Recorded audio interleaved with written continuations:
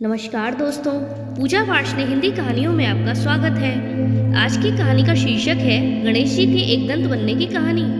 दोस्तों, ये तो आप सभी लोग जानते हैं कि गणेश जी एक दांत वाले हैं, यानी कि वह एक दंत हैं। लेकिन क्या आपको पता है कि गणेश जी के पहले दो दांत थे, लेकिन किसी कारणवश उनका एक दांत टूट गया।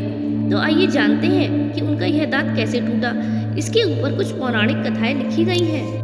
पहली कहानी के अनुसार एक दंत स्वरूप गजानन को भगवान परशुराम के प्रहार से मिला। एक बार शिवजी के परम भक्त परशुराम जी भोलेनाथ से मिलने आए।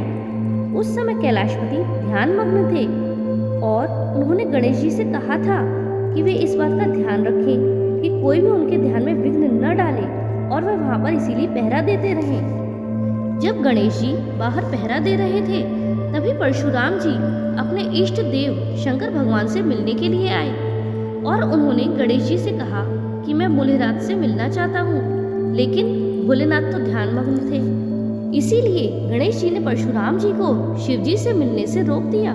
लेकिन परशुराम जी ने गणेश जी से कहा कि वे भगवान शंकर से मिले बिना नहीं जाएंगे।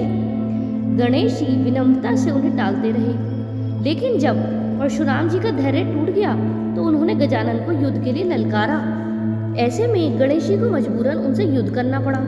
गणेश जी और परशुराम जी में भीषण युद्ध हुआ। परशुराम जी के हर प्रहार को गणेश जी निष्फल करते गए। जब परशुराम जी ने देखा कि युद्ध का कोई निष्कर्ष नहीं निकल रहा है, तब क्रोध के वशीभूत परशुराम जी ने गणेश जी पर शिव जी से ही प्राप्त परशु से वार किया। और गणेश जी को पता था कि यह परशु पिता शिव ने ही परशुराम जी को दिया है, इसीलिए उन्होंने पिता शिव से मिले परशु का आदर रखा। परशु के प्रहार से उनका एक दांत टूट गया। पीड़ा से एक दंत करहा उठे। पुत्र की पीड़ा सुनकर मां पार्वती आईं और गणेश जी को इस अवस्था में देखकर परशुराम जी पर क्रोधित होकर दुर्गा के स्वरूप में आ गईं। यह देखकर परशुराम जी समझ गए कि उनसे भयंकर भूल हुई है। परशुराम जी ने माता पार्वती से क्षमा याचना की।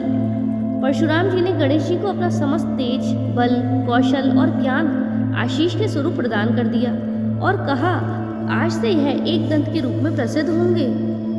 दूसरी कहानी के अनुसार अपने दांत को ही गणेश जी ने कलम बना लिया। एक बार महर्षि वेदव्यास ने महाभारत लिखने के लिए गणेश जी को बुलाया और महाभारत लिखने से पहले गणेश जी के आगे एक शर्त भी रखी। उन्होंने कहा कि वे बोलना बंद नहीं करेंगे, यानी वे लगातार बोलते रहेंगे और गजानन को बिना रुके ही लिखना होगा। गणेश जी ने उनकी यह शर्त स्वीकार कर ली और महर्षि वेदव्यास महाभारत को बोलते रहे और गणेश जी जल्दी जल्दी उसे लिखते रहे।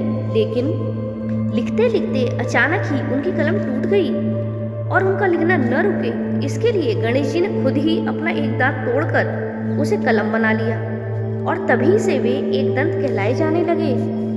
एक और कथा के अनुसार उनके अपने बड़े भाई कार्तिकेय की वजह से ही गणेश जी का दांत टूटा था।